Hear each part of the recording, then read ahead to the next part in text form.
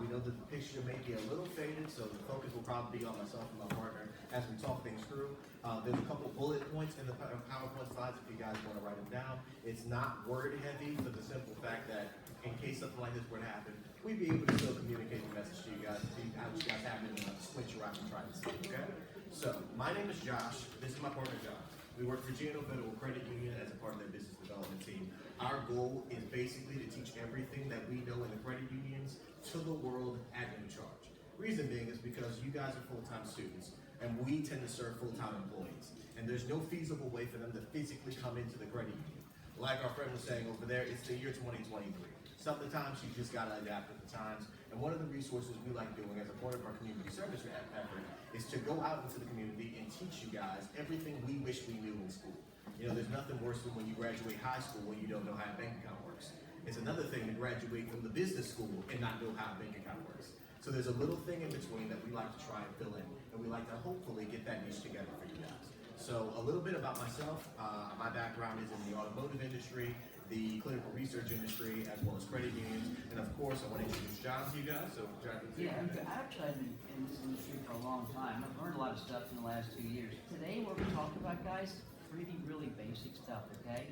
If you have any questions at all about anything, just raise your hand. Because like Josh said, I didn't know how to write a check. I'm old. That's all they showed me how to do back in the 80s when I went to high school. It's literally write a check.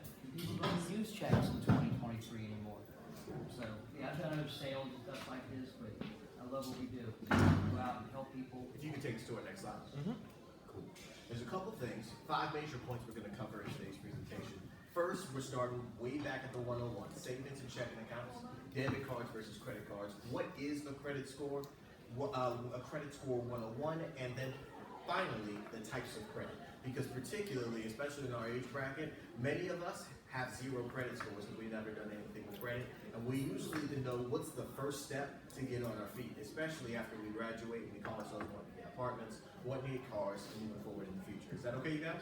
This is an open forum, so if you want to ask questions, all you do is throw your hand up, and we'll be able to address anything throughout the presentation, okay? Let's get started. Next slide, please. So, savings versus checking. How many of you guys have debit cards? Usually every hand in the room goes up. Cool. The debit card is attached to what account? Okay. What do you do with that checking account? Usually everyday transactions. How many of you guys work? Where does your direct deposit go? Precisely. You're going to be using that for your everyday transactions. How many of you guys have a savings account? Every hand should go up. Cool. What do you use that savings account for? you know. All right. What could you use that savings account for? That's a better question.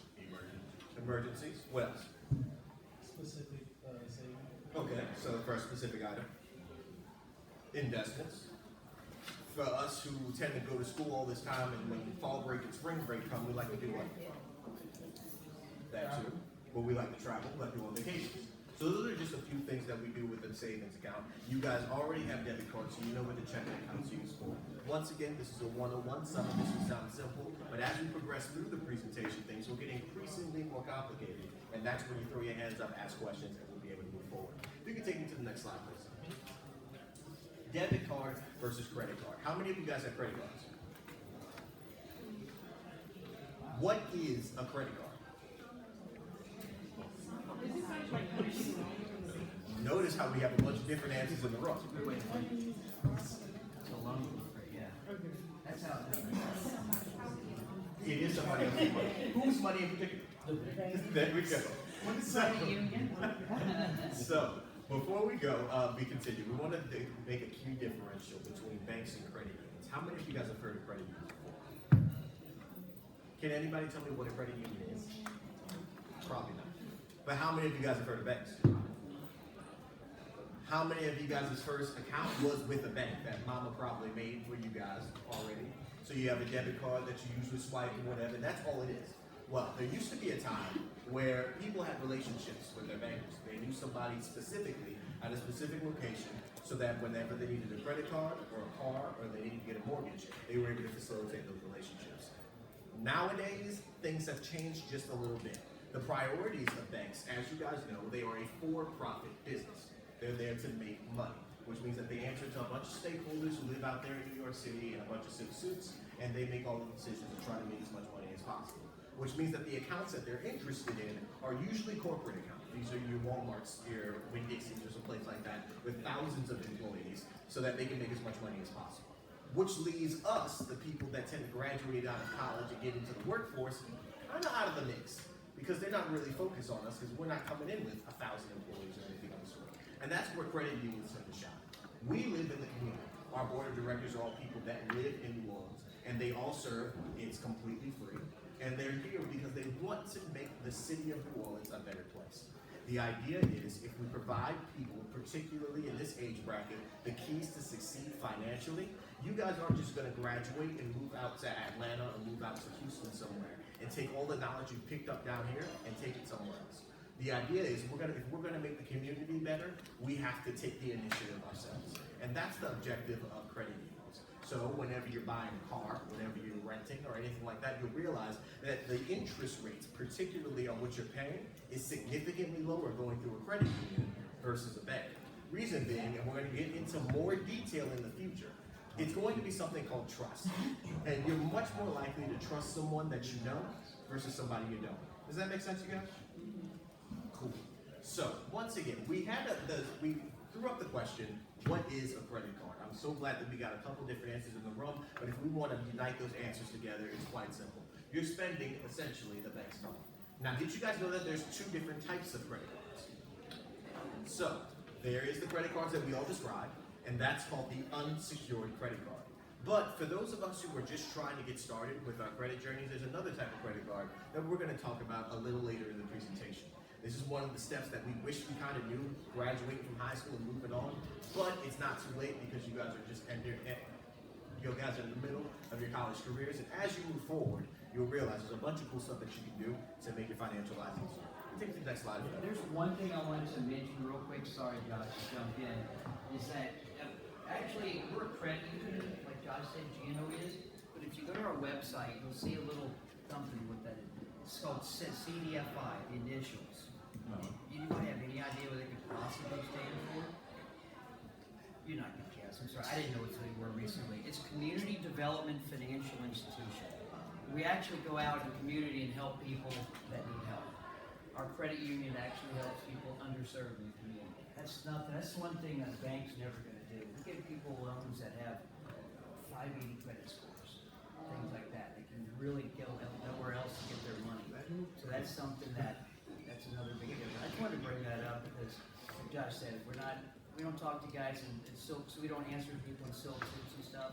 Josh is a member, lives here. I'm a member, live here. We'll go anywhere. We've been going to high schools lately, prisons, anywhere anybody could need us. So just here to help the community. Sorry to jump in on that though. Oh, credit score. Anybody know what a credit score is without trying to read what this is? Yes, ma'am. Is it like the numbers help you like buy a car or house? Yeah. What number is a credit score? It's always, how many numbers? 2, 8? 3. It's 3. What's the lowest? Like 400. Close to that. You don't want to be I below know y'all have that. very good hearts, but I can tell you from my work, it get worse than that. Yeah, it's the absolute worst. You can't really see it. Is 3. That's that. You got to work at getting 300. I mean, you got to open up credit cards, steal stuff, sneak out in the middle of the night from your rent and stuff like that. Your credit, to get that low is really difficult. I mean, I've been low, trust me, really low, but not 300 low. And 850 is the highest you can be. Okay? Does anybody know what their credit score is right now? Do you? Don't say it out loud. But yeah, there's lots of different ways you can actually go find your credit score. Guys, my dad used to say, he told me when I was younger, 2 things you want to hold on to, like as they're sacred: your credit score and your reputation. Okay? Your credit score is with you your whole life. And it can go up and it can go down. Mine's gone, life stuff happens, man. Mine's been down here because of things that happened in my life. There's actually ways you can fix it. So if you ever do get in trouble, credit union, GNO, come to us, we can help you out in different ways. So, all right, well, yeah, thank you guys. Like I said, the thing travels with you, the credit score, all the time. I can't really see too well, What's the website again that I can never remember that you go to? Annualcreditreport.com. Write that down, guys. Annualcreditreport.com. Thank you. You get one free credit score per year. Or you can come into GNO, any of our branches. We have 3 branches. One is Lapalco in Harvey. Another one's Metairie, okay, behind Cafe Du Monde. And then the third one's Warren Easton, across from Warren Easton, the RTA bus station. We actually run your credit for you and go line by line. Hey, this is what this is on here. Hey, did you take care of that? That kind of stuff. We go over with you and tell you why it's good, how to make it better, or why you might have issues with it. So we'll talk about more ways about fixing that. So, but yeah, I would do that. If you don't know it, everybody didn't raise their hand, do that today. Find out where your credit score is. I didn't start monitoring mine until I was like in my 40s. And I went to buy a house, I had no idea what it was. And by not knowing it, I probably paid a lot more in my house than I should have if I'd actually maintained my credit score properly. So this is the stuff that actually affects that 3-digit credit score. The most of it, can y'all see that? Payment history. Who knows what payment? Who would guess what payment history is? Yeah, it just pretty much sounds like what it is, right? You've been paying your bills on time. You want to have a good credit score? It's super easy. Pay your bills, pay them on time. That's pretty much it. But if you've gotten into a bind or something and you need help with it, come see us. We can help you out. Some of the stuff, like I said, we're going to talk about ways to fix your credit. That's 35%. Amount owed is transactions. Think you owe currently right now. Like I've got a note on my car, that would go into this right here. You don't want to have too much of this, okay, in this area. That's 2/3 of what it is right there. Payment history and amounts owed. Small is linked to credit history. Everybody in here is a lot younger than I am, so you're not going to have a lot of credit history. We talked about the highest being 850. Good luck. I hope you get to that. You're a purple unicorn, if you can. My old 80-something-year-old dad probably has like an 840 credit score. That's people that old, been paying everything on time for a long, long, long time. That doesn't mean you cannot get a good credit score, even when you guys your age. Other 10% is new credit. That's like looking at a new credit card, that kind of thing. Before you go to buy a house or even a car, talk to one of us. Come see us, okay? We'll get you pre-approved. We'll go over your credit score. Tell you one thing we're going to tell you is not to open up a bunch of credit cards, especially if you're looking to buy a house. Your credit score is going to go down. You're going to end up paying a lot more interest. We'll talk about interest in a bit. Last thing, what is that, Josh? Credit mix. That means everything you have credit-wise. Or anything else you want to? All right.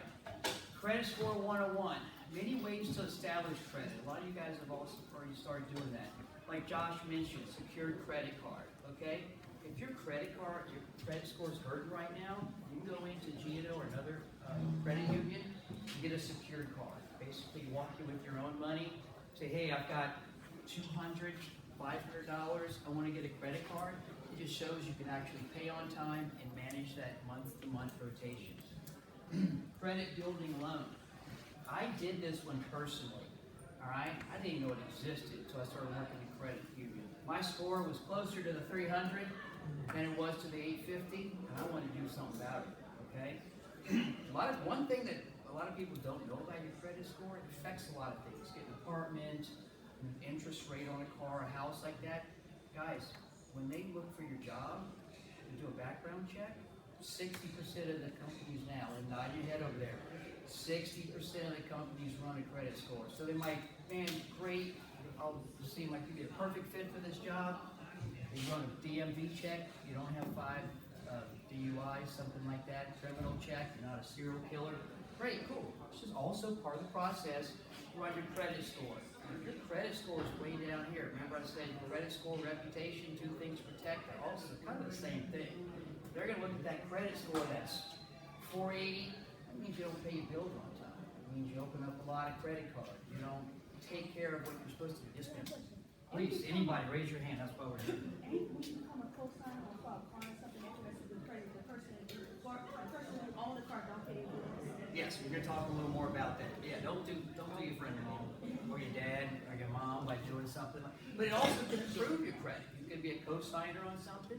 my first car I bought when I was 14 with GNO, and I had the money to pay for it, but my dad's like, you need to build credit, and I'm like, what? How much did cars cost back in the day? $3,000 Pontiac Sunbird, 3,000, 2,000, I don't know. Little 4-door thing. Yeah, I didn't even know to put oil in it. Just seized up one day. And I donated it to some church group or something like that. But yeah, it was $3,000, and I had the 3,000. I was gonna mow launch, and Dad's like, take the tree. I want to buy this car. Give me the car. Give me the keys. Let me get out of here. Get away from my parents, right?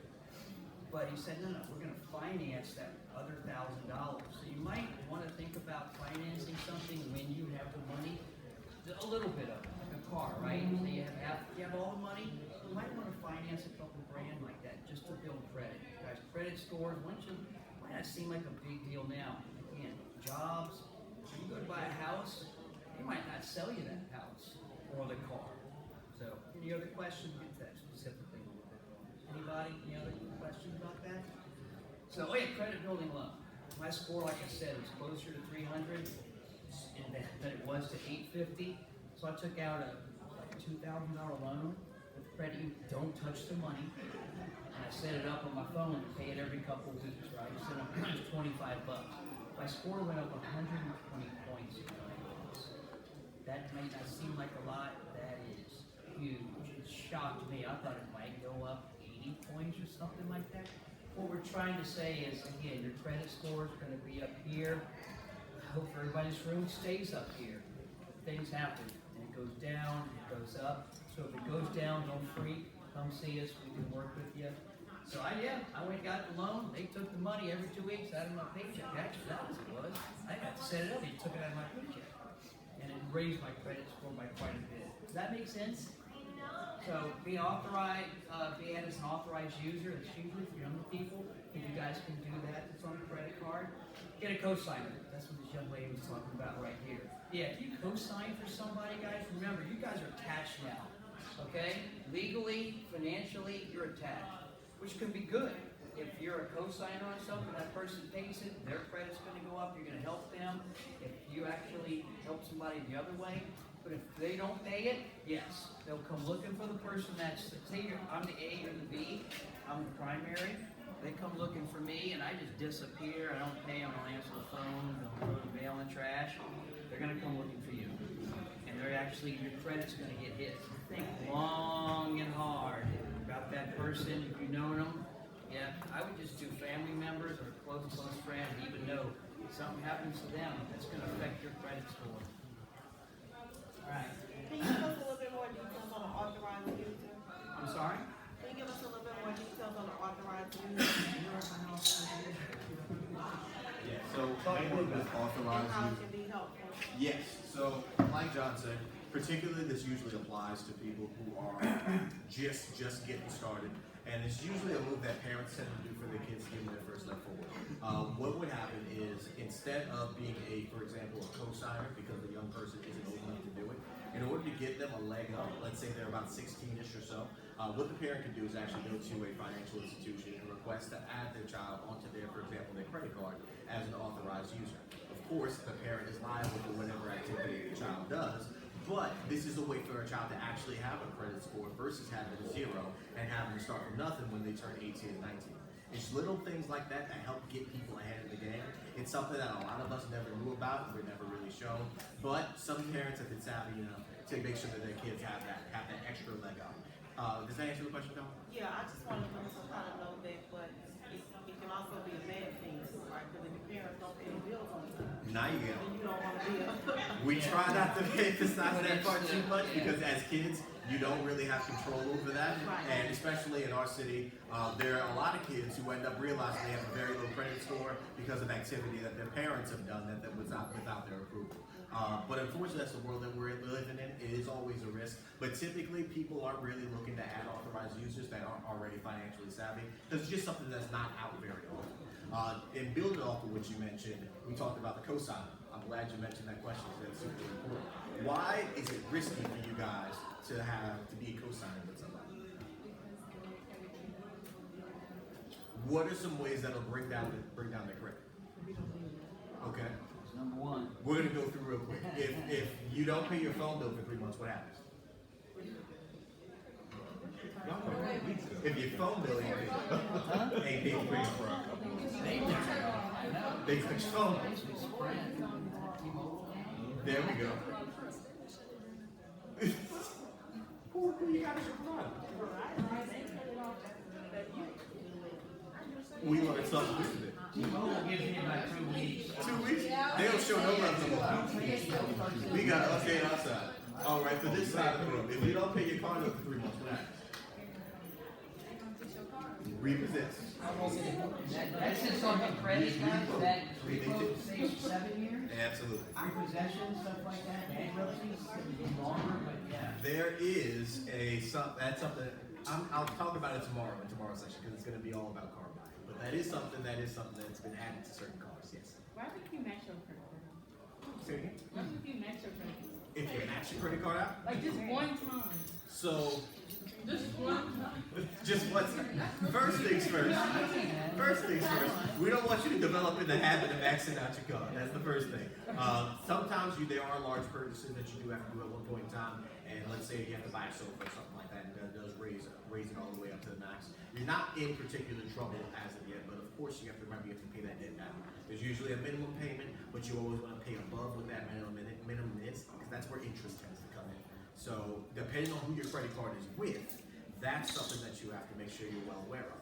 There's something that's called an informed consent so you're supposed to sign on, but nobody really does read it, and it gives you the exact terms and conditions of the card that you have. What are the interest rates, depending on if the bank that you're in, and if you exceed a certain threshold, they may increase the interest that you owe. There's a lot of stuff in there that you want to take under consideration, so you never want to play that game as far as getting it up there. But if there is ever a time it does happen, get it down as soon as possible. Now, there was one more question in my chain of examples. We talked about if you don't pay your phone bill, after 2 weeks, they call on your phone trying to get their money. If you don't pay your car note for 3 months, they come and they repo you. What if you're in an apartment and you don't pay rent for 3 months? What happens? They kicking your butt out. Your stuff will be on the street. Am I correct? You're really out. So those are things that are catastrophic to credit scores. But there's another factor that plays into the credit score that can also lower it, and that's called debt to income.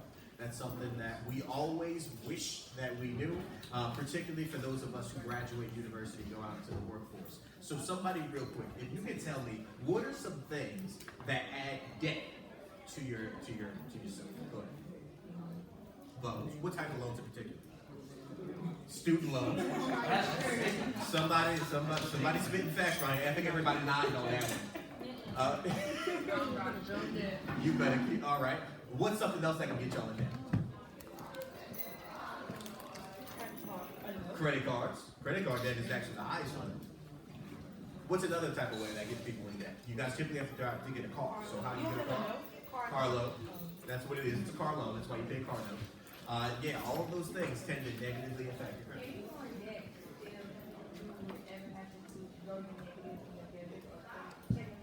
So some banks allow you to do that. It won't necessarily be debt in the way that we're thinking. Like if you take a loan out, you owe $25,000. What they sort of let you do is it's allotted as a forgiveness, where if you pay a little bit over what it is that you actually have, you can move the money and sort of fill up that gap. But if you don't pay it within a certain threshold, they'll charge you $50 fees. And those aggregate over time, usually like month to month. All right, they'll usually charge the fee over that time. And after a certain point, that's when they call you and they start closing down the checking accounts where you only have a savings account. And that's where that sort of happens. But that process takes a little bit, and you'll be contacted by a financial institution for it. But the rule of thumb is don't go into the bank. All right. It's a bad habit. We don't want to do it. Do me a favor and take us to the next slide. Thank you. Now, tips for using credit wisely. This is a couple points we want to make sure that everybody has. This is something to go home with if you don't remember anything else you really do say. We have a couple people that are new in the room. We're teaching basically finance 101. Not necessarily the finance you should pick up over here in school. This is the finance of how to live the everyday life. One of the things we cover, just to get real quick and make sure everybody's on the same sheet of music, we talked about the differences between savings and checking accounts. I imagine everyone already has debit cards on here. All right, cool. So you guys know that, especially if you're working a job, your check goes to what account? Checking account, precisely.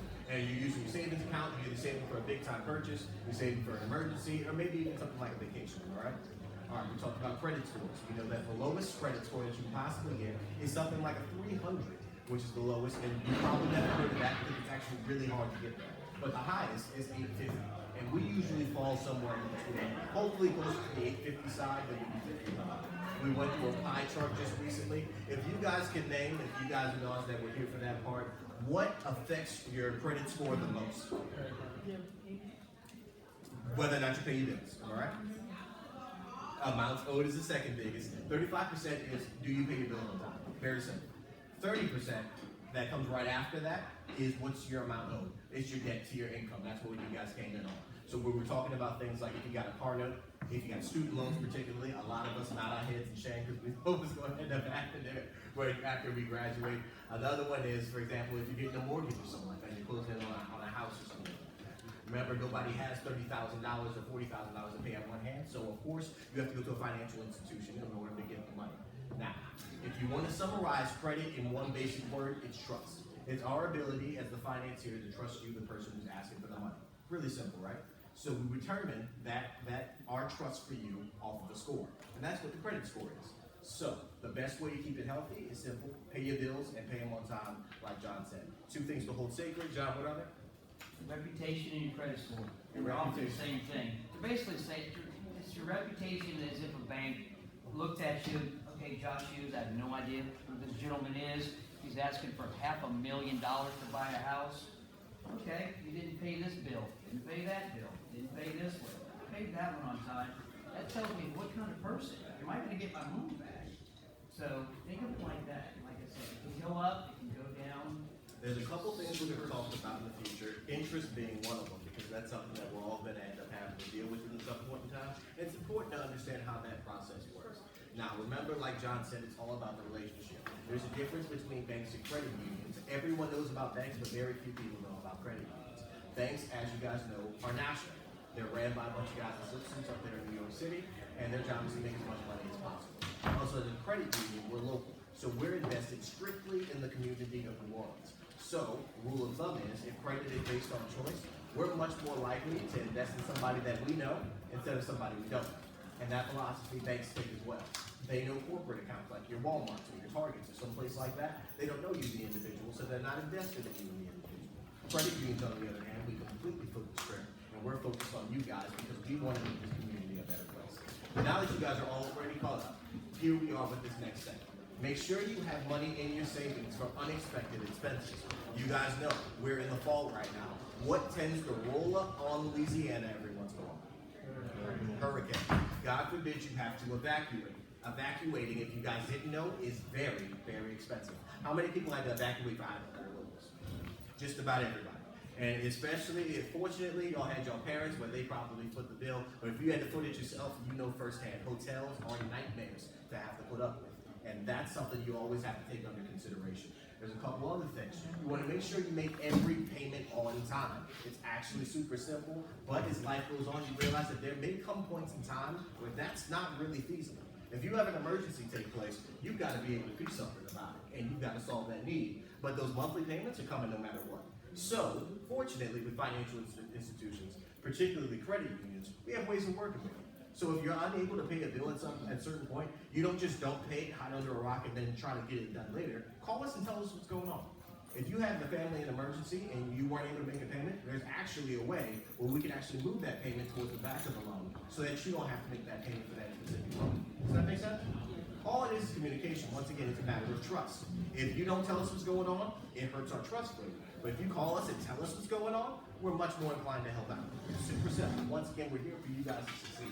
The next thing we want to cover is use a credit card for one small expense a month and pay the balance in full when you get your bill. The idea for that is something that's called the rule of 30%.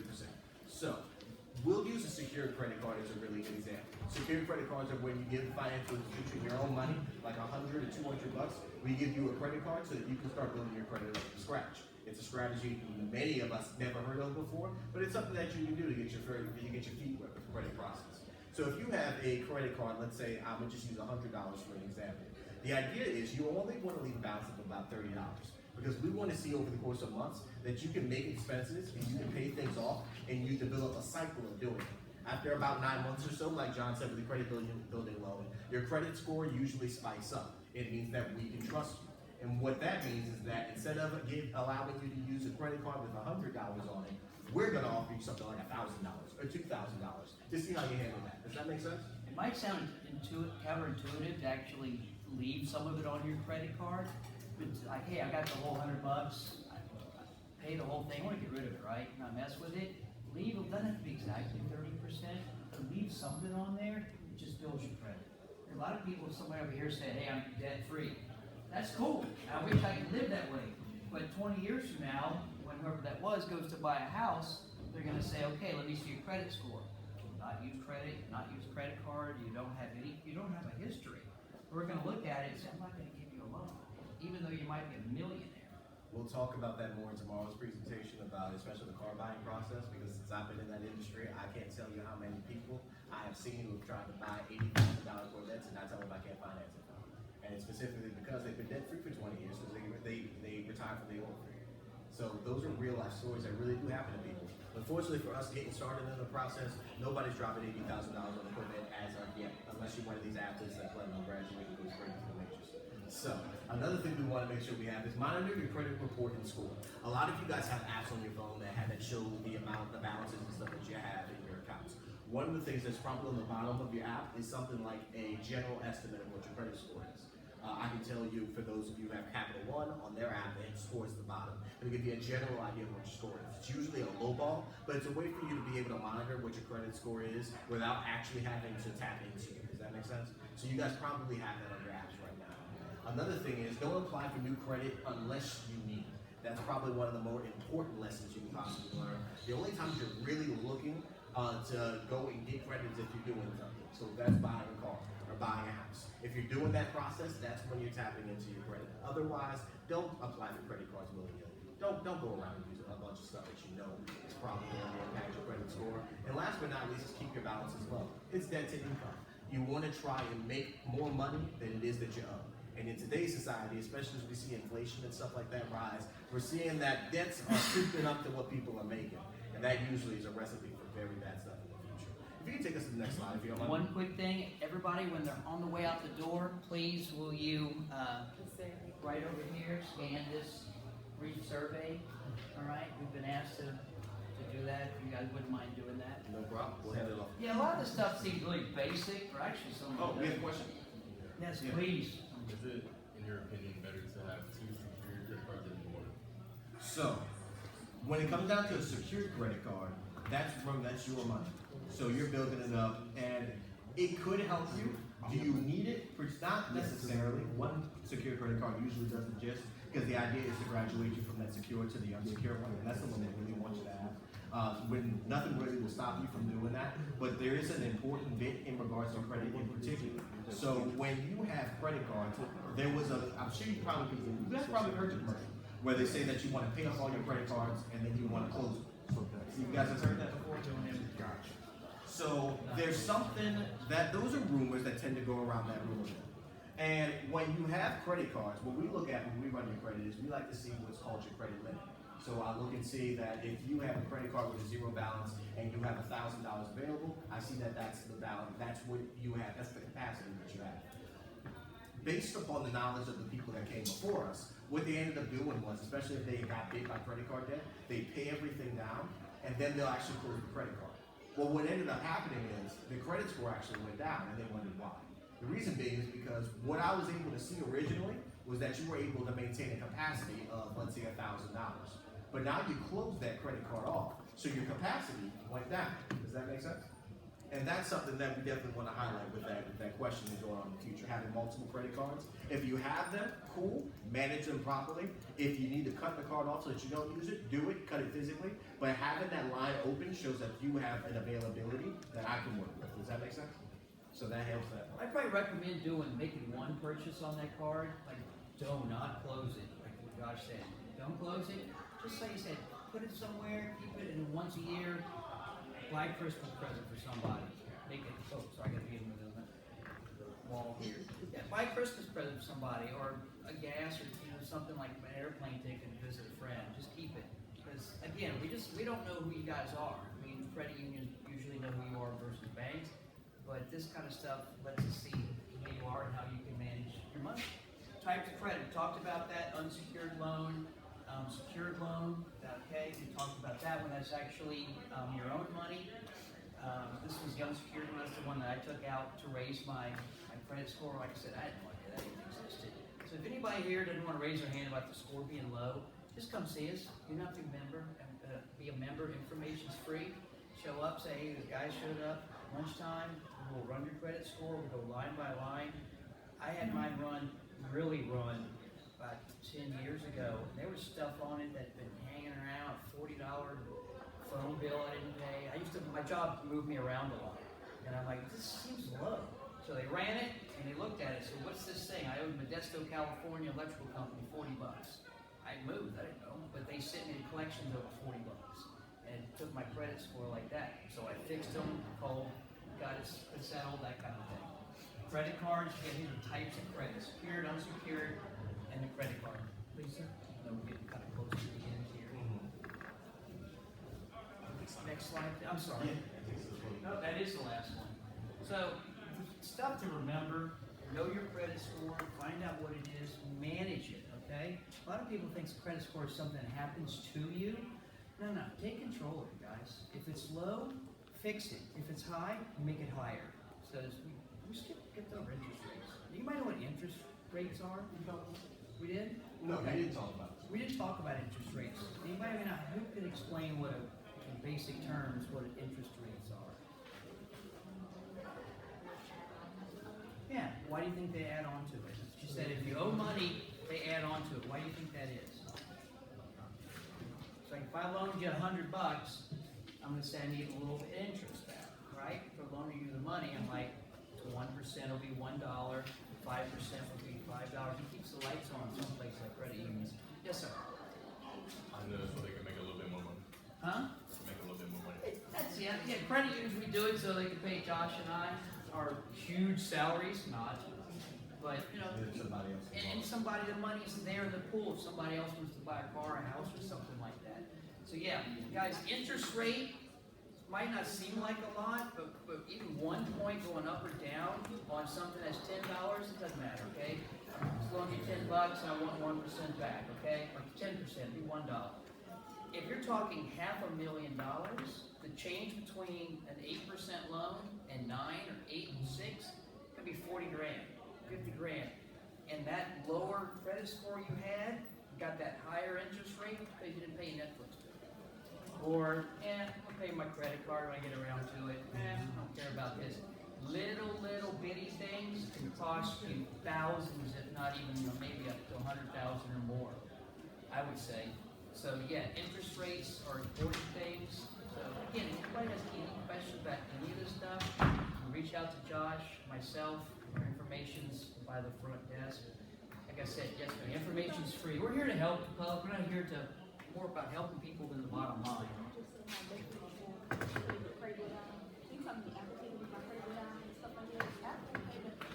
Apple Pay. It's just Well, I just picked Netflix. It's like not paying a bill. Oh. Like you didn't pay, your energy bill, but you didn't have the money. But Josh mentioned about calling your creditors. Guys, do that. Okay, don't put your head in the sand and that kind of thing. Especially with larger, like the IRS, Internal Revenue Service. If you go to them and say, hey, I've got an issue, I owe some money, they're much better chance of them working with you instead of waiting 10 years. I've seen friends that owed $10,000 because they went to the IRS, said, hey, I know I owe this money, I don't make a lot of money, but I want to make it right. They said, can you give us $1,000? And they said, yeah, give you $1,000 over 4 payments. Okay, so they, instead of paying 10 grand, because they went to them, they took $1,000. Not saying that's a guarantee for anything, but that's usually how it works. Like Josh said, reach out to your creditors. We have ways of, like if you lose your job, right? Car payment comes up. We have something called skip pay, all right? Which is exactly what it sounds like. You skip the next payment. It goes on to the end of your loan. But yeah, guys, if you to take that credit score like it's sacred, okay? Because they go inversely. Credit score goes up, the interest, okay, the amount of money you have to pay back on anything you borrow goes down. But if you got a really low, you got a low credit score, and you go to buy a car somewhere, they might not even sell you the car.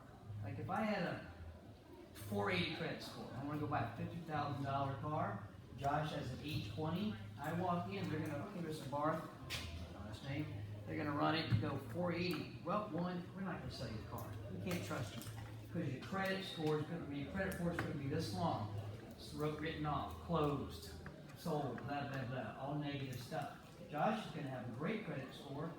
They're gonna say, yes sir, here's $50,000 and here we want a little bit of interest back. If they did sell me the car, I could find some little, hinky place on airline.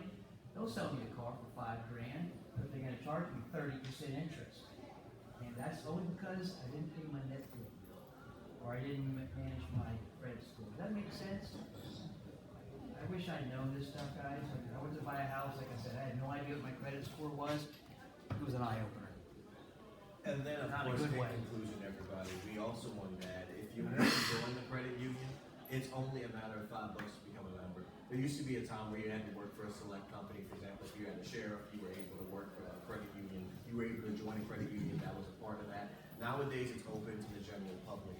And once again, joining a credit union is a matter of $5, and that gets you access to all the information. We'll be here tomorrow as well. We'll be doing a seminar on buying a car. So I know that we probably have a mix of people that are either commuters or residents. And I can just about guarantee that if you have a car, you are not aware of how that car buying process works, and your parents probably gifted it to you.